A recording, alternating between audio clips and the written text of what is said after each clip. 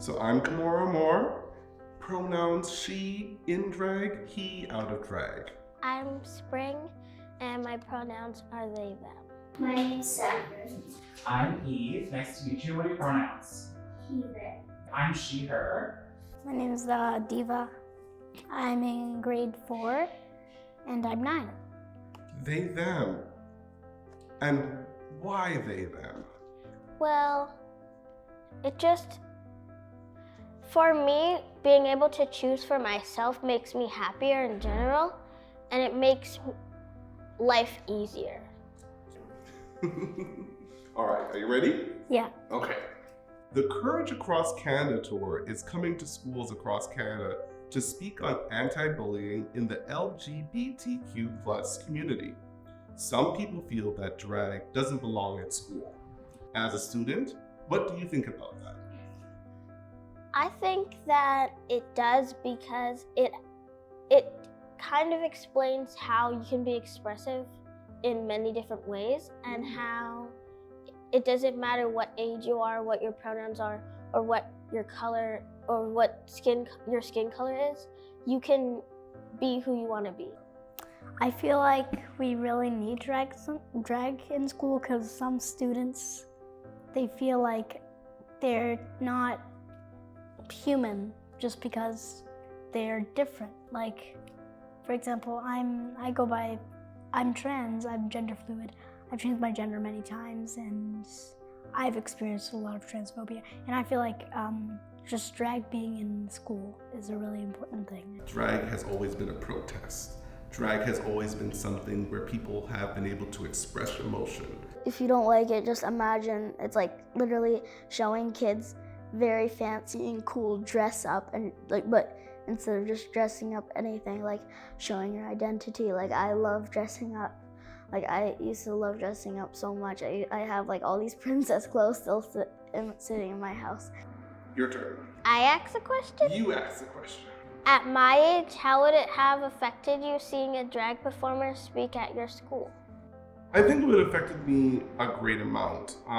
For me, seeing Tu Wong Fu when I was about your age really kind of made an imprint on me about what drag could be, because it was about drag in a small town, or big city people in a small town, and sharing love and joy through the art of drag. And I really loved that aspect of things. So being able to see it in person when I was your age, I think it would have changed my world even more so. Because I used to rent that video, VHS.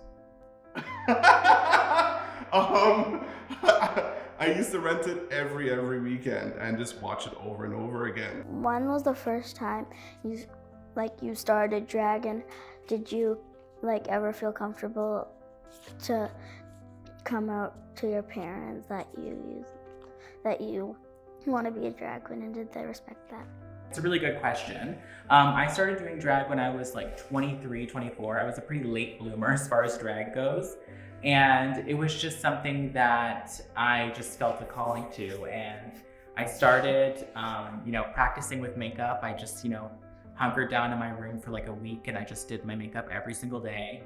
So have you been misgendered in school, and how has that made you feel? Oh, many times. I am gender fluid, but before I was gender fluid, I did get misgendered. I was a trans girl, and people would always misgender me a while ago. But that was like in kindergarten, but still. It made me feel like I wasn't human. It made me feel not in a safe community. It's not just me, and it's many other thousands of kids across the world. Yeah, and I just feel like, I don't know. I feel like it makes me very sad, and I feel like it shouldn't be happening. What does bullying look like in school today? Intense. Why intense? Because no matter what, even if you tell them to stop, or even if sometimes it's teachers. Ooh. I feel like it's different in many schools. but I'd say it's based off, like, most of schools have a lot of racism, transphobia. I'd say it's a mix of everything. Social media, everything like that. Do you experience bullying in school? Oh yes, I experienced transphobia, racism. And sometimes I follow those comments and I wish I could just go back and take them all away. And like, I wish I could just like say okay and just leave them alone and like go play with my nice friends. It's a good life lesson for us to understand that there's gonna be times where there is an unbalance, but I think it's really important that you understand resilience and that when things are unfair, you stand up for yourself. You fight for your rights because you have rights. And at the end of the day, you know that there are things in this world protecting you. Based on your lived experience with bullying, what advice do you have for younger generations that are being bullied? Understand that this is something you're going to experience for the rest of your life. But also know that it's how you react to it that changes the situation. Let them know that what they're saying can't hurt you, can't beat you down, can't defeat you. You can continue doing whatever you want to do. You can continue saying whatever you want to say. And at the end of the day, I'm still going to be me, and that's not going to change. What I basically learned from it over time was that those people, most of the time, are dealing with their own issues. Yeah. It's not really about you or the person being bullied. It's about the bully and what they're going through and, you know, the reason why they act like that. So what would you say to parents who don't want drag performers to come into school? I'd say I completely disagree with you. I really think that we need drag performers in schools because if we don't, then what if kids feel like they can't be trans, non-binary, or anything like this? They can't feel like they're two genders. It's okay Right. for people to wear dresses even though they use one gender. People always say like, oh, kids don't need this. They don't need to see drag queens, whatever. Kids don't need to go to the fair. Kids don't need to go to the movies. Kids don't need to have toys. They don't need any of those things. It's about fun. It's about like watching people express themselves and learning and seeing art and creativity. And that's all it's about. So for you, what's one thing you would hope to tell bullies in general who do not understand the LGBTQ identity?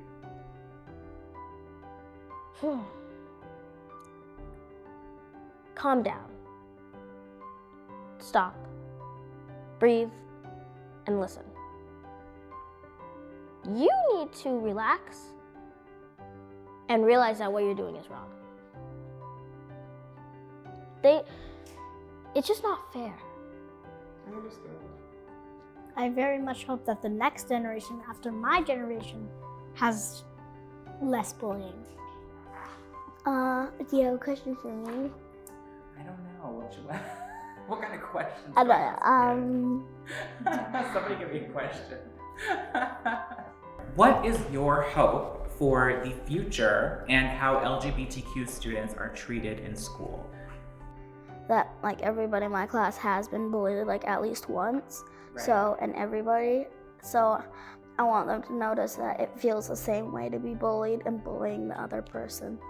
Yeah, you know, a lot of the times people don't realize the impact of their words, especially with kids. You know, people like to say mean things sometimes just because they're trying to make everyone else laugh or something, but they don't realize how much it can impact the person that they're talking about. Equally. It should be equally already. I mean, it's a normal thing. It doesn't really matter who you are or what you do. You should be able to treat others equally and be treated equally as well.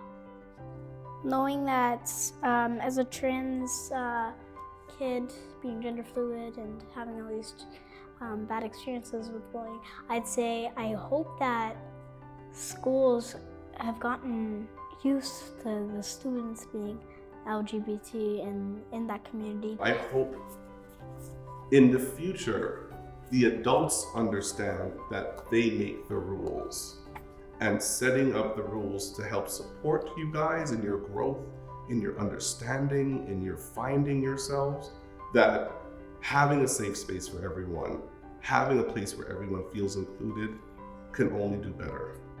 I completely agree with you. Yeah. Well, thank you for sitting down with me and having a nice little conversation. Yes. Oh, wait. Oh. Last question. There's another question. Okay, all right, let's go. Ask away, ask away. So if you could go back in time, what would you say to your younger self? That's my last question. It's going to be okay. I think for a long time I worried that I was going to be a disappointment. And it really affected me. It affected my self-esteem. It affected how I interacted with people. And I had to learn to come out of my shell later in life. So I wish I would be able to tell myself that it's going to be okay. I would tell myself to trust my instincts and to go with, what I was feeling. Because I knew from when I was, 4 or 5 years old, maybe even 3 years old, I remember I would go to sleep and I would wish that I would wake up a girl the next day.